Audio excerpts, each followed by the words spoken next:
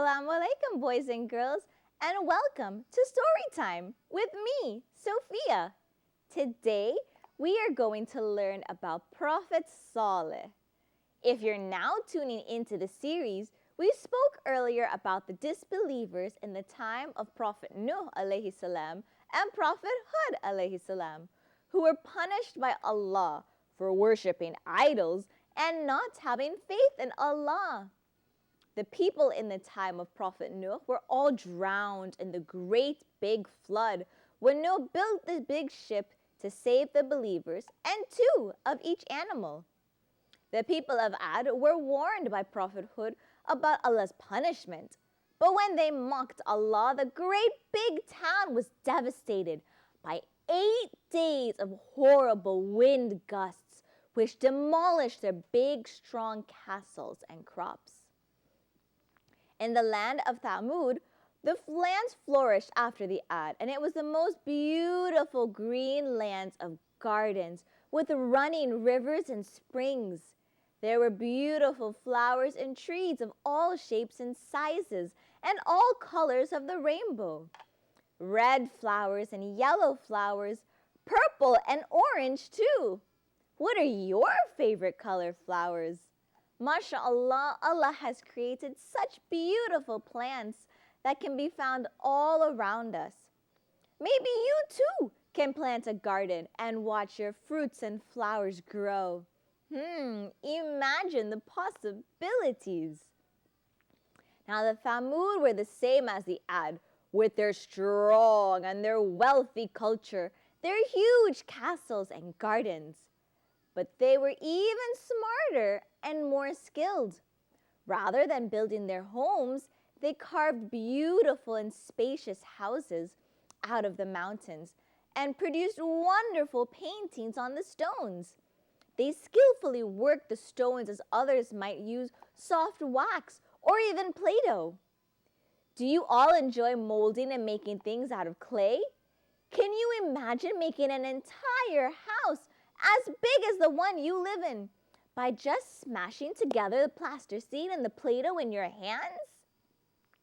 Visitors to their city saw great palaces like mountains, and the colorful flowers painted on the walls all looked as fresh as if spring had just sprung. Allah poured out His blessings both in the heavens and the earth for the people of Thamud. He was generous to them with lots of rain. The earth was generous to them with plants and flowers. The gardens were generous to them with all sorts of yummy fruit. Allah blessed them with all of the most vibrant blessings and gifts.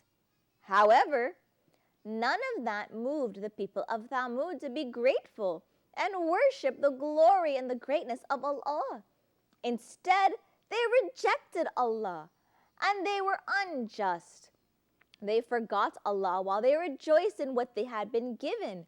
They would say, "Who is stronger than us?" They lived as if they had believed that death would never enter their palaces and gardens. They thought that they would live forever and enjoy all of the blessings of the land. As if Allah hadn't blessed them with this all of these years. Like those that came before them, they felt that they did not need Allah because they already had everything that they could possibly need. They seemed to forget how they got all of these bounties in the first place. I hope you boys and girls don't forget that Allah is the reason you have all of these wonderful toys and your beautiful homes and all of your friends and family. We must always be grateful to Allah. And by that, I mean also being grateful to your parents for providing you with these things. See, the people of Thamud thought that they could escape death in their high mountains, just as they hid from other warriors. They thought that Prophet Nuh's community had only been drowned because they had been in a valley, and that the people of Ad had been destroyed because they lived on a plain. They believed that the people of Thamud were in a safe place from fear and death high up in the mountains. But oh, were they wrong. You can't hide from Allah. Allah knows everything and Allah sees everything. But the people of Thamud continued to boast about their strength and their riches, and they had their idols of stone surrounding them to keep them safe amongst the rocks. Oh boy, were they wrong. Allah had made them masters of stone, but in their ignorance, they became the slaves of the stone. Allah had raised them up and provided them with good things, great things, but they lowered themselves and dishonored mankind. You see, Allah does not wrong people at all, but people wrong themselves. People can bring upon their own punishment when they choose not to listen to Allah. The very stones they carved with their own hands, stones that could neither hear them nor answer them in any way. How could people bow down to something they made with their bare hands? Didn't they realize that these stones had no powers? Just as the walls of their house had no powers, nor did these statues, both made from the same stone. They were blinded by their own houses, but they forgot it was Allah who gave them the mountains to carve into in the first place. They refused to worship Allah, so Allah brought down their pride. Allah had to remind them of what He had given them, and what Allah gives, only Allah could take away. As He did before, Allah decided to send the people a messenger to show them their mistakes and try to help them correct their ways. Just as He had sent a messenger to the community of Nuh and then Prophet Hud to the Ad, He called upon a man from amongst the Thamud. Allah does not like His slaves to reject Him. Allah does not like corruption on earth. Allah wants us to worship Him and to trust Him, to love Him and to fear Him. When we follow Allah's commands, He will take care of us. Allah will provide for you just as only Allah can, and Allah will reward you just as only Allah can. There was a man amongst the people of Thamud whose name was Salih. He had been born in a noble house and grew up intelligent and quite virtuous. He was such a noble man and sensible young man that people would point to him and say, "This is Salih, this is Salih." People had great hopes for him, and they thought that one day he would be one of their noblest and wealthiest men. They were eager for him to be their leader, but to them, a leader is one who has the most money and strength and is the most liked. They thought that he would have a great big castle and beautiful gardens, as all their leaders did. People loved him and respected him. And inshallah, we could all grow into young men and women whom people love and respect. We have to go to school and become smart and strong and always treat people with kindness, boys and girls. Inshallah, people will be happy when you walk into a room and scream, "It's Salma, it's Idris, it's Sumaya, it's Redwan." MashaAllah. One day, boys and girls, one day.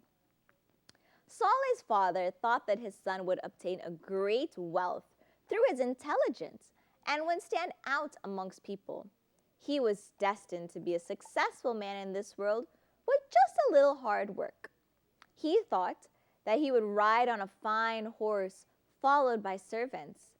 He wanted his son to be the smartest and the richest of all men around. So he wanted people to greet him and say, "This is the son of so-and-so." How happy he imagined he would be when he heard people saying that he was the most fortunate because his son had become so very rich and powerful. He wanted a son to boast about, but little did he know, there is much more to being proud of than simply one's material earnings. Allah willed otherwise. Allah wanted to honor Salih with prophethood and to send him to his people to bring them out of darkness and into the light. Allah knew that the honor of prophethood was much, much greater than any material wealth. Owning any castle can't even come close to the rewards of being a prophet of Allah.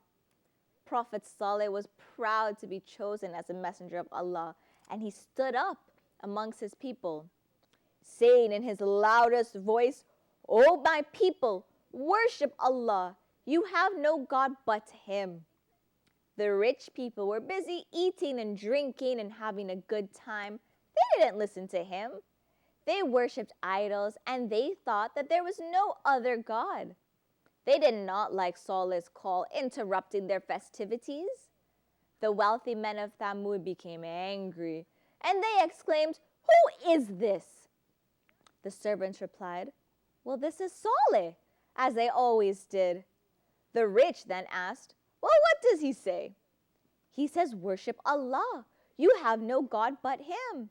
He says that Allah will raise you up after your death and repay you. He says, I am Allah's messenger. He has sent me to my people." The poor servants all knew Salih, and they all looked up to him. The poor servants respected him. But Salih wasn't quite a nobleman as yet, and the wealthy did not fully respect him. The richer people laughed, and they said, "A pauper? Can this man be a messenger? He has neither a palace nor a garden. He has neither crops nor palm trees. How can he be a messenger? If Allah hasn't provided for him, then how can we trust that Allah will provide for anyone else? He is nothing but a mortal, just like yourselves. He eats what you eat, he drinks what you drink. If you obey a mortal like yourselves, you will be losers. What does he promise you that you can't even be sure of? Nobody knows what will happen, and your bones will turn to dust. There is nothing but the life of this world. We live and we die, and that's it. We won't be raised from the dead. He is only a mortal who has forged lies about this Allah, and we do not believe him." Subhanallah, what rude, harsh, cruel words. The people rejected Prophet Salih, and they did not believe him. When Salih warned them and told them not to worship the idols, they said, "Salih, you used to be such a noble and sensible youth. We thought that you would have become one of our wealthy and smart leaders. We thought that you would be like so-and-so and so-and-so. You have turned out to be a nobody. Those were the same age as you, and not as intelligent as you, have become even more famous and powerful. But you, Salih, you chose a path to poverty. We were wrong in our opinion of you. We are disappointed in our hopes for you." And then they continued, "Your poor father, he did not receive any good from you. Your poor mother, her efforts were wasted on you." Everybody thought Prophet Salih alayhi salam was a waste, a failure, because he gave up money and power and status to follow the path of Allah and try to guide his fellow villagers. He knew that all of these material possessions and status meant nothing, and that his modesty and his following of Allah meant more than anything else in this world. Salih heard all of this. Rather than being sad and upset by their mean comments, however, he was sad for his people. When Salih passed by them, rather than say, "This is Salih," with glee, they would now say, "May Allah show mercy to Salih's father. His son is such a waste." They were ashamed for his father, as if Salih's father had reason to be disappointed. They would not realize that Salih had chosen the much, much better path of making Allah happy, rather than wasting time and energy on material things that could come and go. Salih kept on giving advice to his people and calling them to Allah with wisdom and kind-heartedness. He said, "My brothers, do you think you will be here forever? Do you think that you will live in these houses forever? Do you think that you will remain in these gardens by these rivers forever? Never! Why did your fathers die, my